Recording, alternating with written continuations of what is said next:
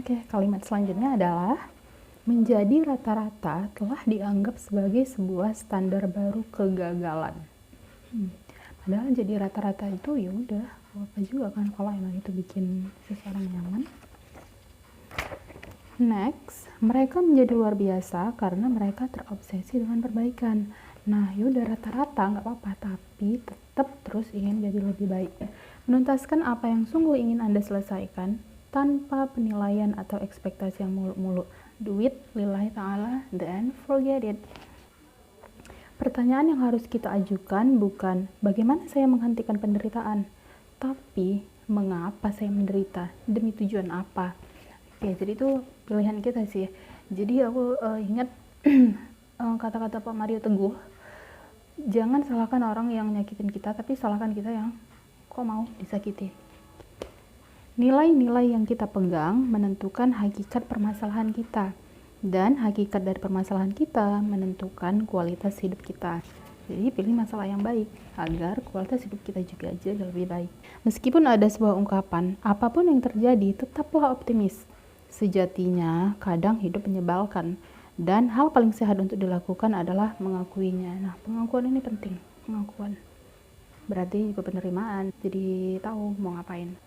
Banyak orang terobsesi untuk dapat memiliki hidup yang benar, sampai-sampai mereka sesungguhnya tidak benar-benar menjalani hidup itu sendiri. Menyadari bahwa kita akan sekali-kali membuat kesalahan itu adalah hal yang baik untuk kita tahu bahwa kita emang manusia yang gak mungkin akan selalu benar, tapi tetap dengan semangat mau belajar, mau memperbaiki diri. Daripada berusaha menjadi benar setiap saat, sebaiknya kita cari tahu bagaimana kita bisa keliru setiap saat, karena kita memang demikian. Nah, aku jadi ingat sama Thomas Alva Edison nih, kalau nggak salah ya ini kisahnya. Jadi dia itu kan menurut orang-orang gagal dalam eksperimennya beratus kali gitu, aku nggak ingat angkanya. Nah, tapi dia ngelihatnya dia berhasil menemukan hal yang keliru beratus kali gitu. Jadi orang ngelihat itu gagal, dia ngelihatnya berhasil. Sedikit saja yang unik dan istimewa dari masalah Anda, mengikhlaskannya sangatlah memerdekakan. Karena sebenarnya masalah setiap orang dari zaman ke zaman itu sebenarnya gitu-gitu aja gitu, maksudnya mirip gitu. Itu adalah pola yang berulang aja, masalah yang juga berulang. Berarti kita selalu bisa belajar dari pengalaman orang-orang terdahulu, orang-orang di sekitar kita juga yang ada sekarang, untuk kemudian kita mencegah masalah itu terjadi di hidup kita, atau jika masalah itu sudah terjadi, gimana kita mengatasinya dengan cara yang tepat. Karena masalah yang kita punya itu ya udah masalah yang udah dihadapi orang-orang juga dulunya, dan sekarang juga kita bukan sendiri kan menghadapinya, dan nanti juga akan ada orang-orang yang mengalami masalah yang sama. Makanya mengikhlaskannya sangatlah memerdekakan. Jadi oke, ikhlas, karena emang banyak orang juga kok yang ngalamin ini. Hidup adalah tentang tidak mengetahui apapun dan kemudian melakukan sesuatu apapun yang terjadi. Sebenarnya kita kayak meraba aja dalam hidup ini. Saat kecil, saat kita SD misalkan, kita juga meraba ini gimana ya di SD. Saat SMP juga gitu, kita kayak masih belajar lagi. SMA juga gitu, kita belajar lagi dengan situasi, dengan keadaan. Kuliah, Pak, semuanya itu belajar. Kita berjalan di ketidaktahuan kita, dan untuk menguatkan jalan kita itu ya kita harus terus belajar. Jangan hanya duduk-duduk, lakukan sesuatu, jawaban akan muncul. Nah, kalau kita ngelakuin sesuatu itu kayak ya udah ide datang, jadi tahu mau ngapain gitu. Jadi jangan hanya duduk-duduk. Jika kita mengikuti prinsip lakukan sesuatu, kegagalan terasa tidak penting. Jadi yang penting kita melakukan sesuatu, terus gagal, ya udah melakukan sesuatu, gagal, ya udah melakukan sesuatu, berhasil, oke, hore gitu kan. Ya udah melakukan sesuatu lagi, gagal nggak apa-apa, lakukan sesuatu lagi. Jadi akhirnya hasil-hasilnya kita udah nggak pikiran, oke, hari ini aku ngelakuin apa. Kalau gagal kita belajar, kalau berhasil ya kita berhasil. Kita merasa bebas untuk gagal, dan kegagalan itulah yang menggerakkan kita ke depan. Nah, bebas aja gitu, gagal ya udah disenyumin aja, dan sambil kita jadi belajar ternyata ini yang harus ditingkatkan, ini yang harus diperbaiki.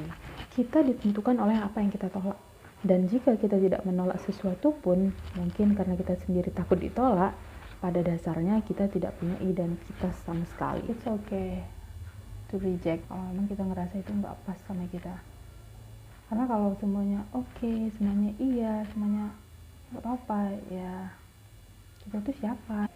Memanfaatkan hari-hari saya dengan sebaik-baiknya untuk mengambil tanggung jawab atas pilihan-pilihan saya dan untuk mengejar mimpi saya tanpa perlu merasa malu atau terkekang.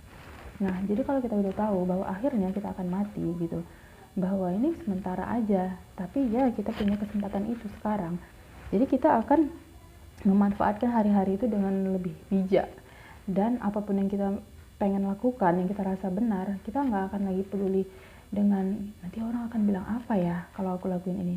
Asal kita tahu itu adalah hal yang benar. Kalau kita udah mati, nggak tahu juga kan orang akan ingat kita sebagai apa. Sementara kalau kita yang melakukan hal yang menurut kita benar itu, semoga suatu saat nanti itu, bahkan seterusnya, orang akan mengingat kita sebagai pribadi yang bermanfaat. Khairun nas anfa'uhum linnas, sebagai manusia itu adalah yang paling bermanfaat. Jadi itu akan dimulai dari gimana kita memanfaatkan hari-hari kita untuk hanya melakukan hal yang kita pedulikan aja, hal yang benar aja, dan kemudian bodo amat dengan hal-hal yang memang nggak perlu dipedulikan. Tidak ada yang perlu ditakuti, katanya, sungguh. Oke, for me, for us, selain Allah lah ya, tidak ada yang perlu ditakuti. Udah itu, finish.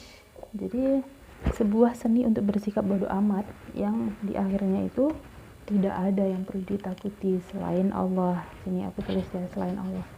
Jadi di buku aslinya itu emang nggak ada, tapi aku tulis selain Allah. Oke, bodo amat. Kita bisa tanya hati kita sendiri, ini Allah setuju nggak aku ngelakuin ini? Allah kira-kira ridho nggak?